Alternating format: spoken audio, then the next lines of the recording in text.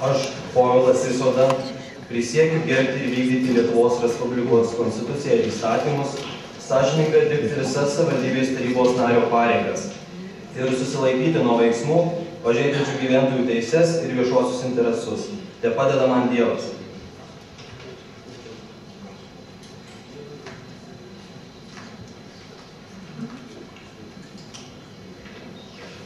Prisiekia tarybos narys Povilas Isoda.